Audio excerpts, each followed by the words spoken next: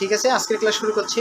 আজকের ক্লাসের বিষয় হলো সত্য সারণীর সাহায্যে যুক্তিটির বৈধতা অবৈধতা নির্ণয়। অর্থাৎ এই যে মোটামুটিভাবে লজিকগুলো দেখছো, এই প্রশ্নের আলোকে এই প্রশ্নগুলো থাকে, যুক্তিগুলো থাকে, এই যুক্তিগুলো আমাদের সত্য সারণীর সাহায্যে বৈধতা অবৈধতা নির্ণয় করতে হবে।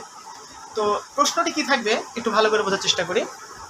সত্য সারণীর সাহায্যে যুক্তিটির আচ্ছা, এখানে যুক্তি না থেকে অনেক সময় ন্যায়াকারও থাকতে পারে। হ্যাঁ, মানে যুক্তিটি কথার পরিবর্তে আরেকটি শব্দ ব্যবহার করা হয়, ন্যায়াকার। তোমরা দেখবে যে অনেক প্রশ্নে যুক্তি না বলে ন্যায়াকার বলেছে, তো ওটা টেনশনের কিছু নাই, একই লজিক। বৈধতা অবৈধতা, অর্থাৎ তোমাকে সত্য সারণীর সাহায্যে বৈধতা বা অবৈধতা যে কোনো একটি নির্ণয় করতে বলতে পারে। তো কিভাবে নির্ণয় করতে হবে আজকের ক্লাসে আমরা সেটা দেখি। তো দেখো, আমি একটি লজিক তুলে নিয়েছি। সত্য সারণীর সাহায্যে বৈধতা অবৈধতা, অর্থাৎ একটি যুক্তির কিভাবে বৈধতা অবৈধতা নির্ণয় করতে হয় সত্য সারণীর সাহায্যে, এটা আজকে আমরা জানার চেষ্টা করব। এটা একটা যুক্তি, কিভাবে বুঝলাম এটা একটা যুক্তি? যুক্তিতে কি থাকে? আশ্রয় বাক্য সিদ্ধান্ত।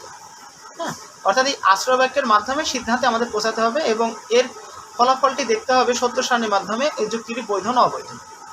তো সত্য সারণী করার জন্য সর্বপ্রথম কাজটা কি? আমাদের সত্য সারণীর সারণী সংখ্যা নির্ণয় করতে হবে। তো তাহলে সত্য সারণীর সংখ্যা কিভাবে নির্ণয় করতে হয়? আমরা জানি সত্য সারণী নির্ণয়ের সূত্রটি হলো টু দি পাওয়ার n। এখানে উপাদান সংখ্যা n সমান সমান p q r 3। সুতরাং সারি সংখ্যা হবে 2 পাওয়ার 3। এটা কি তোমরা তো বুঝো অবশ্যই, এগুলো তো অনেকবার বোঝানো হয়েছে, আর না বুঝতে পারলে সেটা আমাকে জানিও। আচ্ছা, এখানে হচ্ছে আমি একবার বলে দিচ্ছি, এটা হলো সূত্র।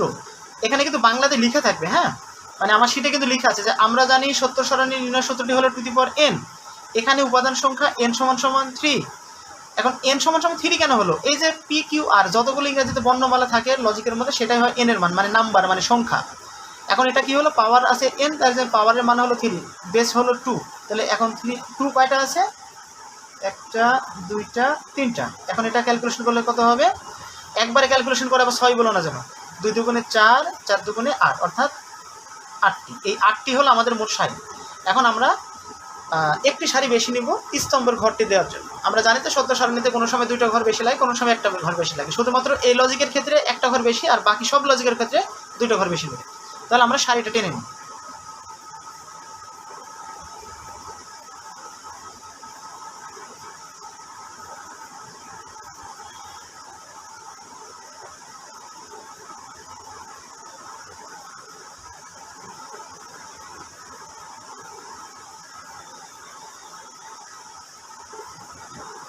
এই যে আমাদের 9টা ঘর টানা হয়ে গেছে।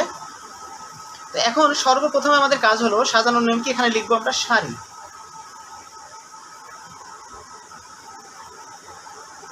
এখন সারিগুলো উল্লেখ করি, 1 2 3 4 5 6 7 8। এই যে আমাদের 8টা সারি কমপ্লিট। এখন কাজ হলো, এই যে সারি আমাদের তো কমপ্লিট হলো, এখন সাজানোর নিয়ম কি? সর্বপ্রথমে আমাদের কি লিখতে হয়? আমরা সাজানো শিখেছিলাম সত্য সারণীতে। তো সত্য সারণী অনুসারে এটা সাজাতে হবে, নিশ্চয়ই তোমাদের মনে আছে। তো সর্বপ্রথম কি সাজাতে হয়? পি। তো দেখি তো পি এর মান কি কি আছে? পি আছে, কিউ আছে, আর আছে। তাহলে পি কিউ আর। ওকে, এরপরে কি দেখতে হয়? নেগেশন পি, অর্থাৎ পি কিউ আর এর সাথে নেগেশন আছে। এগুলো কিন্তু স্টেপ, আমি এর আগে দেখাছিলাম এটার মানে কি। আচ্ছা, এটা হচ্ছে লজিকের বাইরের অংশ, এটা লেখা যাবে না লজিকের মধ্যে। ওকে, এবার দেখি তো আমরা যে নেগেশন, এই যে একটা নেগেশন আছে, অর্থাৎ এবার আমাদের যে কাজটি করতে হবে, নেগেশন পি। নেগেশন কিউ কি আছে? নেগেশন আর নাই, এটা শেষ। এবার চলে যেতে হবে প্রথম বন্ধনীতে। লজিকে কি প্রথম বন্ধনী আছে? আছে, একটা আছে। আগে সেই কাজটি করতে হবে, পি ইমপ্লাস আর। এখন হলো মূল বিষয় আমাদের, যখন এই বন্ধনী বা নেগেশনের সকল কাজ হয়ে যাবে, এবার হচ্ছে মূল বিষয়, সেটি হলো এই লজিকের ক্ষেত্রে আমাদের লিখতে হবে হলো এই পুরো আশ্রয় বাক্য, তার পুরো আশ্রয় বাক্য, তারপরে সিদ্ধান্ত। তাহলে এখানে আমরা লিখে দিব প্রথম আশ্রয় বাক্য হলো পি ভেল পি ইমপ্লাইস আর, এটা হলো আমাদের প্রথম আশ্রয় বাক্য। তারপরে দ্বিতীয় আশ্রয় বাক্য কিউ ইমপ্লাইস নেগেশন পি। তারপরে সিদ্ধান্ত পি ভেল আর। তারপরে এখানে হলো মান। মনে রাখবে অবশ্যই প্রথম আশ্রয় বাক্য দ্বিতীয় আশ্রয় বাক্য যেন পাশাপাশি হয়। এই যে অপ্রধান কাজ, এই যে এই পর্যন্ত এগুলো হলো অপ্রধান কাজ, এটা একটা আশ্রয় বাক্য না, এটা হলো অপ্রধান আশ্রয় বাক্য, আর এটা দুইটা হলো প্রধান আশ্রয় বাক্য। তাহলে আমরা লিখে দিই, এটা হচ্ছে প্রথম আশ্রয় বাক্য, আমি শর্টকাটে লিখলাম, এটা হলো দ্বিতীয় আশ্রয় বাক্য, আর এটি হলো সিদ্ধান্ত। আচ্ছা, তাহলে এগুলো ক্লাস তো এটাকে হয়েছে, আমি জাস্ট একটু রিভিশন করে দিচ্ছি যেন তোমাদের মনে পড়ে বিষয়গুলো। তাহলে আমরা যখন লজিকটি সাজিয়ে নিব এভাবে, সাজানোর পরে সর্বশেষ হচ্ছে মান। এই মানটি আমরা পরে বিচার করবো, আগে আমাদের লজিকের ক্যালকুলেশনটা করে নিই। আমরা জানি সর্বশেষ উপাদান থেকে একটা সত্য একটা মিথ্যা বসাতে হবে। তাহলে বসিয়ে দিই, একটা সত্য একটা মিথ্যা, একটা সত্য একটা মিথ্যা, একটা সত্য একটা মিথ্যা।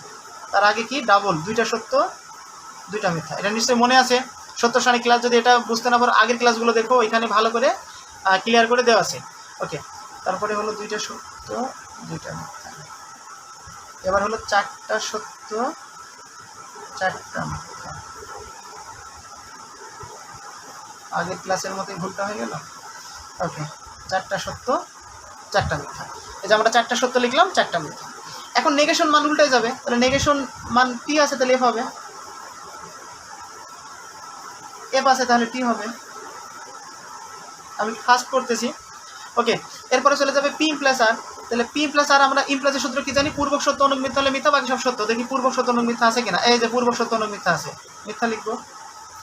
পূর্বক সত্য অনুক মিথ্যা, মিথ্যা লিখবো। আর একটাও এরকম নাই, তাই সব সত্য লিখে দেবো।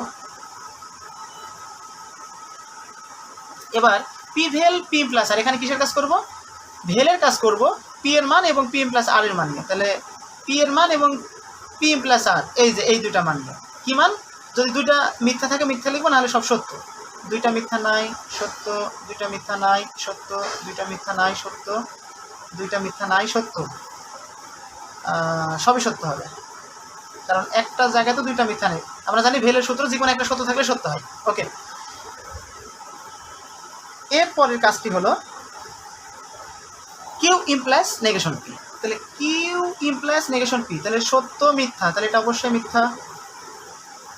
পূর্বক সত্য অনুক মিথ্যা হলে মিথ্যা, এটাও পূর্বক সত্য অনুক মিথ্যা, পূর্বক সত্য অনুক মিথ্যা, তাহলে এটাও মিথ্যা। আর এইরকম ঘটনার কোথাও নাই, যার কারণে সবগুলোই সত্য হবে। ওকে, পি ভেল আর, তাহলে পি ভেল আর অর্থাৎ পি এর মান এবং ভেলের মান যদি কোথাও মিথ্যা থাকে তাহলে মিথ্যা হবে, বাকি সব সত্য। এখানে দুটো মিথ্যা নাই সত্য, এখানেও দুটো মিথ্যা নাই তাই সত্য, এখানেও দুটো মিথ্যা নাই তাই সত্য। পি এর মান এবং আর এর মান, এখানেও দুটো মিথ্যা নাই তাই সত্য, এখানেও দুটো মিথ্যা নাই তাই সত্য, এইখানে দুটো মিথ্যা আছে, এই যে পি এর মানে আর এর মানে, যার কারণে এখানে হলো মিথ্যা। এখানে আবার দুটো মিথ্যা নেই তাই সত্য, এখানে আবার দুটো মিথ্যা আছে, এই কারণে মিথ্যা। ওকে, এখন আমাদের লজিকের ক্যালকুলেশন শেষ। এবার হচ্ছে আসল কাজ, এখানে ক্রস টিক চিহ্ন দিতে হবে আমাদের। হ্যাঁ, আমি একটি নোট দিয়ে দিচ্ছি, তোমাদের কাছে এটা আছে। আশ্রয় বাক্য আশ্রয় বাক্য আশ্রয় বাক্য সিদ্ধান্ত, অর্থাৎ এই আশ্রয় বাক্যর মান যদি সত্য থাকে আর সিদ্ধান্ত যদি মিথ্যা থাকে তাহলেই হবে ক্রস। এই জিনিসটা মাথাতে রাখবে যে আশ্রয় বাক্য সত্য সিদ্ধান্ত মিথ্যা তাহলে ক্রস। এই জিনিসগুলো সাইডে রাফ করে নিবে, তোমাদের এর আগেও লিখে দিয়েছিলাম, জাস্ট মনে করে দিলাম। এখন এখানে কোনটা প্রয়োগ হবে, এখানে আশ্রয় বাক্য কয়টা, দুইটা, অর্থাৎ এই লাইনটা প্রয়োগ হবে। যদি কোথাও দেখি যে আশ্রয় বাক্য সত্য সিদ্ধান্ত মিথ্যা তাহলে হবে ক্রস। আমরা কি জানি অবৈধ যুক্তি কখন হয়, যখন সকল আশ্রয় বাক্য সত্য হয় সিদ্ধান্ত মিথ্যা হয়, তখনই যুক্তিটি হয় অবৈধ। তো এখন আমরা কি করব, সর্বপ্রথম কাজ হলো এই যতগুলো সিদ্ধান্ত টি আছে একটা মানে সকল টিক চিহ্ন দিয়ে দেবো, যতগুলো সিদ্ধান্ত টি থাকবে সব টিক চিহ্ন। কারণ আমরা জানি যে সিদ্ধান্ত যদি সত্য হয় তাহলে সেই যুক্তি সবসময় বৈধ, সিদ্ধান্ত সত্য হলে যুক্তি সবসময় বৈধ। আমরা বিচার করবো শুধু মিথ্যারগুলো। কি বললাম, যে আশ্রয় বাক্য সত্য সিদ্ধান্ত মিথ্যা তাহলেই ক্রস। দেখো তো এখানে কি হচ্ছে, এই যে আশ্রয় বাক্য সত্য সিদ্ধান্ত মিথ্যা, এই লাইনে আশ্রয় বাক্য সত্য সিদ্ধান্ত মিথ্যা, তাহলে কি হবে ক্রস। এখানে এসে দেখো আশ্রয় বাক্য দুটো সত্য আর সিদ্ধান্ত মিথ্যা, আর আমরা কি জানি আশ্রয় বাক্য সত্য সিদ্ধান্ত মিথ্যা হলে ক্রস, এটাও হবে ক্রস। মনে হয় বিষয়টা তোমাদের কাছে জটিল মনে হইলো। আমি আরেকবার বলি, যখন এই ঘরটা বসাতে যাবে তখন যতগুলো সিদ্ধান্ত টি থাকবে সকল ঘরে আগে টিক চিহ্ন দিয়ে দিবে, দিয়ে দিলাম। এখন যে এফ আছে না, এই এফের লাইনের টিক চিহ্ন হতে পারে ক্রস চিহ্ন হতে পারে। ওই এফের ঘরে যদি দেখি বামে যে আশ্রয় বাক্যগুলো আছে সেই আশ্রয় বাক্য সবগুলো সত্য তাহলে ওইখানে হবে ক্রস। আর যদি দেখি যে একটা মিথ্যা আছে তাহলে হবে ঠিক। অর্থাৎ আমি শেষবারের মতো বলছি, যখন আশ্রয় বাক্যগুলো সত্য আর সিদ্ধান্ত মিথ্যা তাহলে ক্রস, বাকি সব ক্ষেত্রে ঠিক। এই জিনিসটা অ্যাপ্লাই করে তাহলেই হয়ে যাবে যে কি আশ্রয় বাক্য সবগুলো সত্য, সিদ্ধান্ত মিথ্যা, তাহলেই ক্রস, আর এর ব্যতিক্রম কিছু ঘটলেই ঠিক ছিল। তাহলে আমরা দেখলাম যে যদি একটাও ক্রস চলে আসে তাহলে হবে যুক্তিটি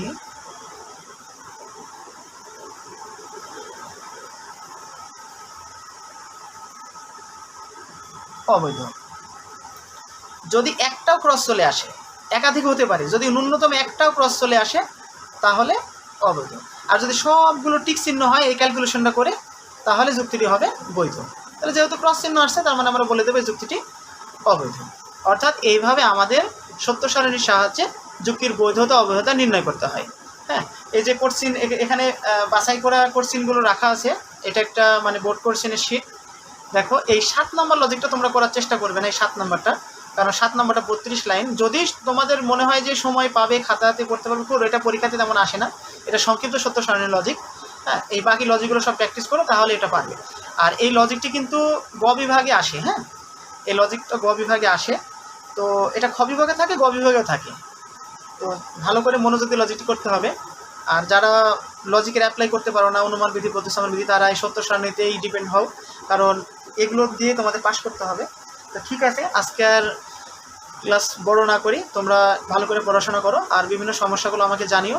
ভিডিও নিয়মিত দেখো, ভিডিওতে লাইক দিও, সাবস্ক্রাইব করে নিও। আর যে ক্লাসগুলোতে প্রবলেম হবে বা বুঝতে পারবে না সেগুলো আমাকে জানাবে। তো ঠিক আছে, আজকের মতো আল্লাহ হাফেজ।